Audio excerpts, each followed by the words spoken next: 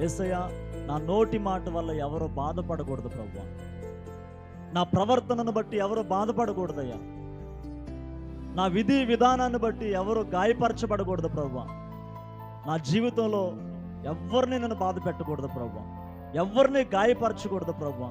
ఎవరి కళ్ళల్లో కన్నీటికి నేను కారణం అవ్వకూడదు ప్రభువా. ఎవరితో ఎలా ఉండాలో, ఎక్కడ ఎలా ఉండాలో, ఎక్కడ ఎలా మాట్లాడాలో, ఎవరిని ఎలా గౌరవించాలో, ఎవరికి ఎలా విలువివ్వాలో నాకు జ్ఞానం ఇవ్వు ప్రభువా, వివేచన ఇవ్వు ప్రభువా. అయ్యా, నా నోటిని ప్రభువా నేను కంట్రోల్లో చేసుకునే శక్తి నాకు ఇవ్వు ప్రభువా. నా ఆలోచనలు కంట్రోల్లో చేసుకునే శక్తిని ఇవ్వు ప్రభువా.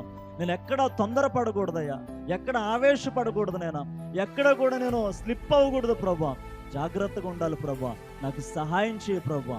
నా వల్ల ఒక వ్యక్తి సంతోషించాలి తప్ప నా వల్ల ఎవరో బాధపడకూడదు ప్రభువా. నన్ను ఎంతమంది తిట్టినా నాలో కోపం వస్తుంది, కానీ వెంటనే అణిచివేయ ప్రభువా. నా గురించి ఎంతమంది చెడుగా ప్రచారం చేసినా నాలో బాధ కలుగుతుంది, కానీ దాన్ని తట్టుకునే శక్తి నాకు ఇవ్వు ప్రభువా. నేను ఎవరిని తిరిగి దూషించకూడదు ప్రభువా. నేను ఎవరికి తిరిగి ప్రతికీడు చేయకూడదు ప్రభువా. నేను అన్నీ నీకు అప్పగించుకోవాలి ప్రభువా. నీకు అప్పగించుకునే మంచి మనస్సాక్షి నాకు దయచేయ ప్రభువా అని అనుదినం మనం ప్రార్థన చేయగలిగితే దేవుడు మంచి మనసును మనకు దయచేస్తాడు, మంచి మనస్సాక్షిని మనకు దయచేస్తాడు.